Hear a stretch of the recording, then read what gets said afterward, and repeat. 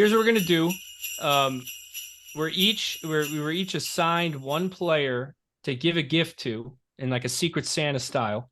Just one attribute about their game that would make them a better player, or if you want to be funny about it, go ahead. We each assigned one guy, and then we're gonna do just a quick little rapid fire, where we just pass it off to each other, completely unprepared, and let's see what comes out. All right, you guys ready? Let's do it. All right, so we'll start with Coach Ed because he's the star of the show. Everybody knows that. Philip Heedle. Philip Heedle. Give Philip Heedle a gift. Coach Ed. A jaw of stone. A jaw of stone. So what does that mean? Care to That expand? means he'll be able to take a hit, not get a concussion or get knocked down. He must have played soccer as a youth. I mean, he probably did. I mean, he's got to put on the muscle. I want him to build up. I'm going to give him. Let me better this. I'm What going to about give personal him trainer? I was going to say I'm going to give him a free membership, a year membership to Gold's Gym. A year supply of whey protein. Coach, so honestly, don't you think that Heedle going into the offseason this year, that has to be his focus, is getting stronger? Just a little bit. We said it about Kratzov, not when he was getting hurt a couple of times in the beginning of the year. The rest of his game has progressed so much. That's the one part. I'm not going to deny that. I'm giving it to him. He's moving out there. He's hitting the net more. He's back checking more. I'm very happy the way he's buzzing around right now. But you got to be able to get through 10 games without getting hurt. All right, so a 1-year membership to Gold's Gym. who wants to follow that one? I'll go next since I already teased it. So little Ed, Artemi Panarin, give him a gift. I'm going with, I thought about this earlier today because, I mean, you guys are already talking about it. It's hard to put a name or put a title on it. I'm going with situational awareness. So he's got to be aware of, like you said, whether if the team is getting stuck in the defensive zone for too long, he's got to know that it's a 3-1 game with 6 minutes left in the third period. He's got to know if he's been on the ice for too long. He's got to know who he's passing to. If the other guy on the other side of the ice is a lefty or a righty, he might not be able to catch that cross ice pass, whatever, as hard as he passes it, whatever the case may be. So just in general, situational awareness, because it's not a hockey IQ thing. It's not an offensive awareness. It's not really a defensive awareness, because in the defensive zone, he does play very well. He makes little sneaky plays on the wall. He gets the puck out of the zone. He has very few turnovers on the wall. It's really when he makes that bad pass across ice where he turns the puck over. So I'm going to go with situational awareness for Artemi Panarin. Happy holidays. Yeah. So I really did steal that from you then. I didn't mean to. Yeah. It's like, yeah, that's it. I mean, I agree. 100% agree. All right. So Mikey Produces. Dude, this is a guy you've spoken highly of. But certainly, and let's see. Take him to the next step, next level of his game. Capo Caco. So I feel like the only thing that is missing, and what I would give Capo Caco as a gift this year for Christmas, would be hit stick ability. I want to see him, throw the body in the open ice, really lay somebody out. I think that's the only thing that he hasn't done. And I think that would get the crowd going, get him going. That'd be awesome. He's a beefy kid.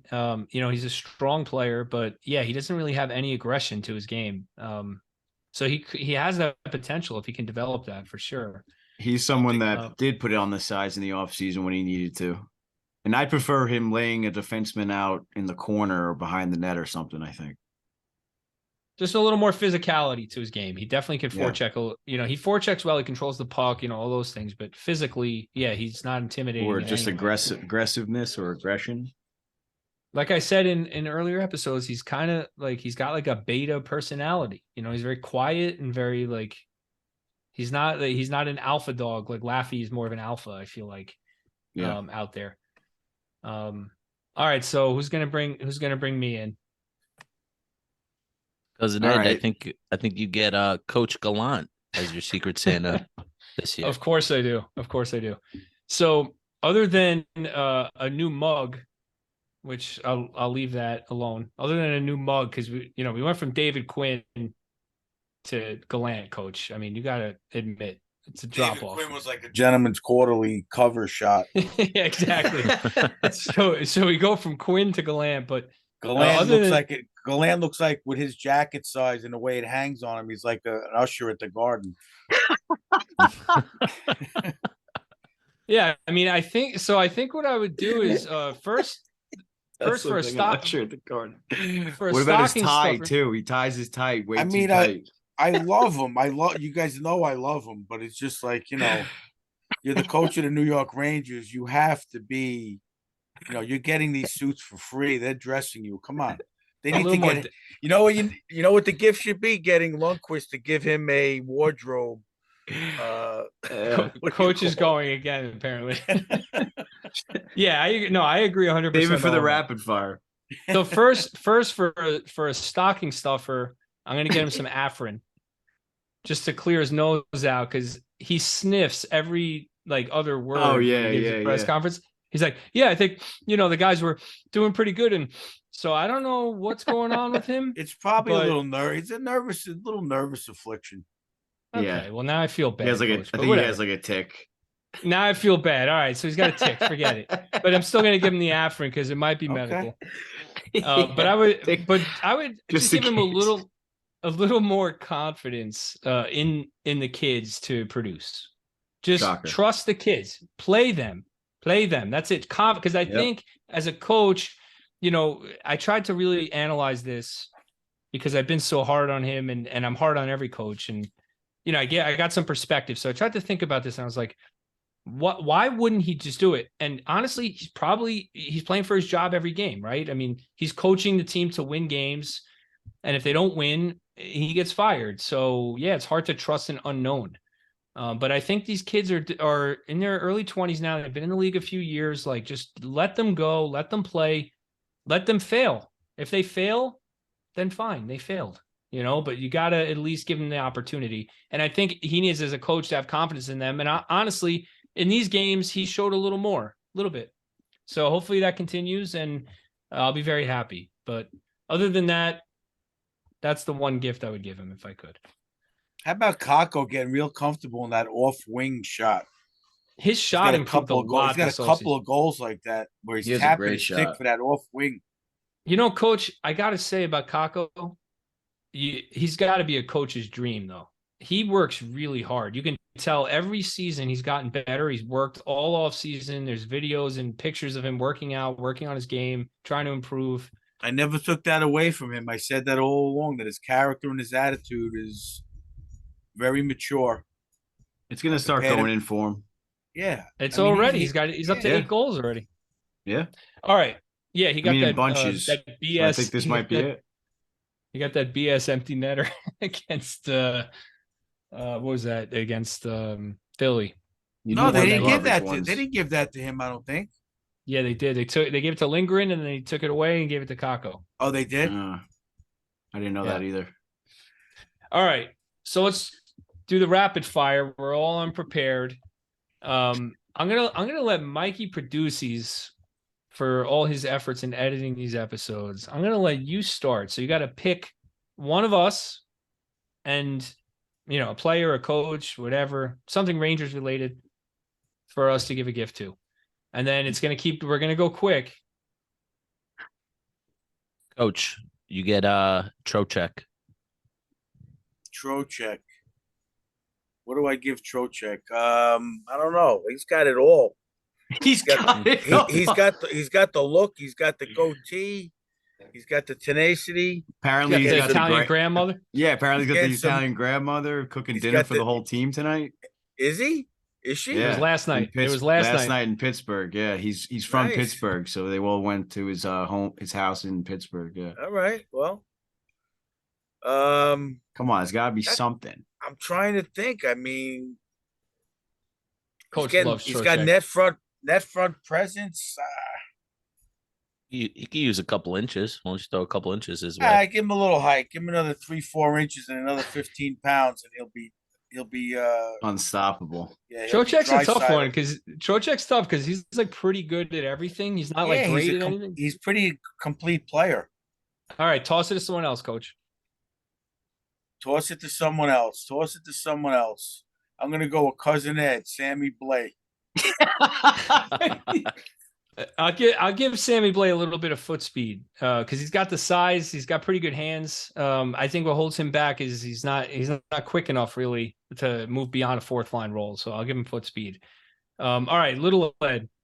I'm gonna go to you, and I'm gonna go with your boy, Laffy. Laffy? Oh man. All right. Laffy. I love his forechecking ability.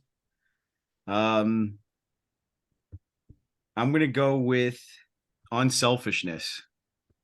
I think he's got to hold on to the puck a little bit longer. Not necessarily hold on to the puck a little bit longer because he does make quick decisions. That's good, but I want to see him shoot a little bit more. So you want to give him selfishness. Selfishness, yeah. Yes. Take his unselfishness away. So give him selfishness a little bit. I know that's a bad word to use. No, it's all right. There, I agree. Yeah, because I know we were talking about it the other night where he gave that little dish where it looked unintentional, but I think it was definitely intentional to Hedel in the slot. I agree. That was a great. No, it was intentional, but it wasn't like whatever. It would have been nice if the defenseman didn't make the play on him, but either way, like that's not a good example because I don't think he was going to be able to shoot in that aspect. But just whatever, yeah, selfishness to be able to just take a few more because he has a great shot. And I think he'd definitely make some noise if he used it a little bit more. All right, toss it. I'm going to toss it over. I guess we'll just keep it even. We'll go over to Mikey Produces, and I'll go with